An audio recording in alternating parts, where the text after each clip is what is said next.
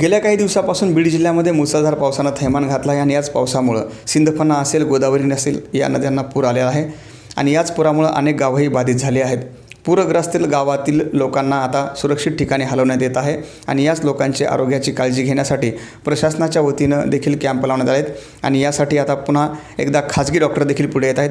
Doctor विशाल पवार हे देखील गेल्या 3 दिवसापासून वेगवेगळ्या गावामध्ये जाऊन या पूरग्रस्त लोकांची काळजी घेत आहेत. स्वतः डॉक्टर विशाल पवार आपल्यासोबत आहेत. डॉक्टर साहेब, काय सांगताल, कशा पद्धतीचं सामाजिक सेवा तुमच्या माध्यमातून सुरू आहे? सध्या चालू असलेली पूर परिस्थिती विचार करता मी पवार हॉस्पिटल संचालक डॉक्टर विशाल पवार समाजाचं काही देणं लागतो ह्या कारणामुळं आपण काय केलेलं आहे की पवार हॉस्पिटलतर्फे जे पूरग्रस्त आहेत, पूरग्रस्त कुटुंब आहेत यांच्यासाठी जी स्वतः काही आर्थिक मदत स्वरूपात करण्यापेक्षा एक वैद्यकीय डॉक्टर असल्यामुळे एक वैद्यकीय स्वरूपाची सेवा आपण इथं देण्याचा प्रयत्न करत आहोत. यामध्ये काय केलेलं आहे, आम्ही आपल्या पवार हॉस्पिटलतर्फे माझी टीम आहे, त्याच्यामध्ये मोफत गोळ्या, औषधं, त्याच्यानंतर उपचार व जे काही रुग्ण असतील त्यांना मोफतमध्ये ॲडमिट करण्याची सुविधा, मोफत ऑपरेशन सुविधा ज्या काही आहेत, जी माझ्या परीने जी आपल्याला जास्तीत जास्त सहकार्य करता येते त्याच्या संदर्भात आम्ही ऋणबद्ध आहोत आणि असं आश्वासन करतो. मागील 3 दिवसापासून आम्ही हे कार्य सतत करत आहोत. हिरापूर, त्याच्यानंतर तलवडा, गेवराई परिसरात आणि अजून देखील आम्ही काही गावा परिसरामध्ये अशी बातमी पसरवत आहोत की कुठेही काही अडचण असेल तर पूर परिस्थितीमुळे किंवा काही जीवाला धोका होत असेल तर इमर्जन्सी रात्री बेरात्री 24 तास कधीही आम्हाला संपर्क करा. याच्यासाठी मी समाजात एक मेसेज देऊ इच्छितो की आम्ही आपल्या कुटुंबासाठी, आपल्या सेवेसाठी सदैव 24 तास तत्पर आहोत. डॉक्टर साहेब, तुम्ही सांगितलं की तुमचं मूळ गाव हे गेवराई तालुक्यातलं रोहितर गाव आहे. एका शेतकरी कुटुंबातून तुम्ही आला असताल.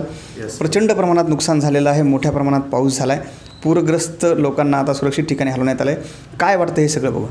सध्या ही पूर परिस्थिती बघता सध्या ही भयानक परिस्थिती आहे. पावसामुळं जी शेतीचं नुकसान झालेलं आहे, घराचं, कुटुंबाचं नुकसान झालेलं आहे, जनावरं, त्याच्यानंतर शेळी, मेंढी, त्याच्यानंतर कोंबड्या, त्याच्यानंतर गाई, म्हशी यांचंसुद्धा पुनर्वसनाची सुद्धा आवश्यकता आहे.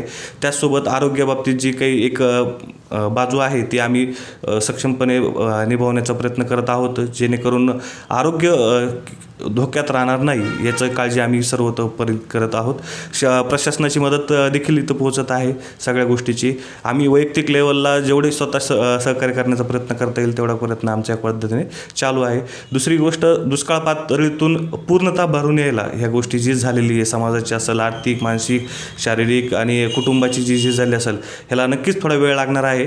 पण जशी मदत मिळेल, जेवढी गोष्ट आहे तेवढी जास्त पद्धतीने करण्याचा प्रयत्न आहे. मी या ठिकाणी उल्लेख करू इच्छितो की डॉक्टर साहेबांनी कालच तलवाडा या ठिकाणी एक कॅम्प घेतला, त्यानंतर हिरापूर या ठिकाणी देखील त्यांनी कॅम्प घेतला.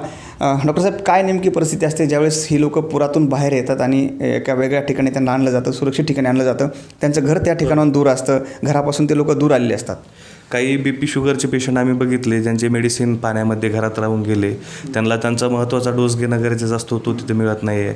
त्याच्यानंतर लहान मुलं येतं, सर्दी, ताप, खोकला हे कॉमन आजार आहे. सगळे जे 200, 250, 300 पेशंट बघितले त्याच्यामध्ये 80 ते 90% हे सर्दी, ताप, खोकला. त्याच्यानंतर सोबतच पाण्यामुळं काय झालेलं आहे, दूषित पाण्यामुळं संडास, उलटी, मळमळ हे एक आजाराचं प्रमाण जास्त प्रमाणात आहे. सोबत मी बघितलेले काही त्वचा रोग आता हे सोबत ह्या महामारीसोबत काय होतं की त्वचा रोगाचा सुद्धा सरकाव हळूहळू याच्यामध्ये सर्पदंशाचे अजून तरी काही माझ्या निदर्शनात आलेलं नाही, तर किंवा कदाचित मी त्यांच्यापर्यंत पोहोचलो नसेल, कारण की ज्या ठिकाणी कॅम्पचं नियोजन केलं होतं त्या ठिकाणी जे कुटुंब होतं तर ते एका जागेवरून दुसरीकडे स्थलांतरित झालेलं होतं. तर कदाचित रात्री बेरात्री झोपण्याची नियमित डोस नक्कीच त्यांचे विसरलेले आहेत. BP शुगरच्या गोळ्या त्यांना घेता येत नव्हत्या कारण की त्यांचं मेडिसिन घरामध्ये अडकलेलं होतं. लहान मुलं सर्दी, ताप, खोकल्याने परिस्थिती जास्त प्रमाणामध्ये आहेत. आम्ही त्यांना ॲडमिटसाठी काही गोष्टी जे लागणार आहेत, ज्यांना हॉस्पिटलची आवश्यकता आहे तशासाठी मोफत ट्रीटमेंटचं पण आवाहन केलेलं आहे. हळूहळू ट्रीटमेंटसाठी सरसावत आहेत. त्याच्यानंतर दुसरी गोष्ट, काही अशा काही गंभीर आजारावर काही इमर्जन्सी काही तात्काळ उपचार करण्यासाठी असेल तर तसा सल्ला देखील आम्ही त्यांना पुरवलेला आहे. डॉक्टर साहेब, शेवटचा प्रश्न विचारतो, किती दिवस हा कॅम्प सुरू राहील आणि कशा पद्धतीची सेवा या लोकांना मिळत राहील? यामध्ये माझ्या परीने मी काय करतो आहे की जनतेला आवाहन केलेलं आहे की ज्या गावामधून आहे तिथून मला एक मेसेज करावा किंवा कॉल करावा, त्या ठिकाणी मी तिथं त्यांना पोहोचवत आहे. त्याच्यानंतर OPD IPD म्हणजे जे की बाह्य रुग्ण विभाग आहे हॉस्पिटलचं, तर सर्व तोपरी मोफत ट्रीटमेंट चालूच आहे. आणि जोपर्यंत ही पूर परिस्थिती सरसावत नाही आणि ह्याच्यातून 1 महिना 2-3 महिने कुटुंब बाहेर निघत नाही, तोपर्यंत माझी मदत चालूच राहणार आहे.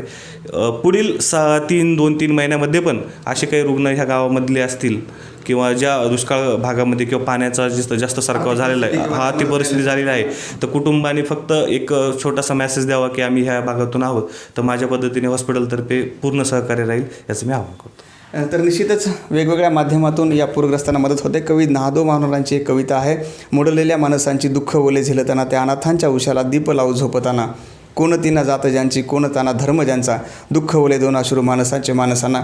डॉक्टर विशाल पवार यांचं सामाजिक कार्य खरोखरच उल्लेखनीय आहे, कारण पूरग्रस्तांना मदत करण्यासाठी प्रशासन अलर्ट मोडवर आहे. प्रशासनानं देखील वेगवेगळ्या ठिकाणी कॅम्प लावलेत. मात्र या डॉक्टर दाम्पत्य आता या पूरग्रस्तांच्या आरोग्यासाठी पुढे सरसावलं आहे. माझा सहकारी कॅमेरामन मुकुंदसह मी आप्पासाहेब मोहरकर, लोकाशा TV, गेवराई, बीड.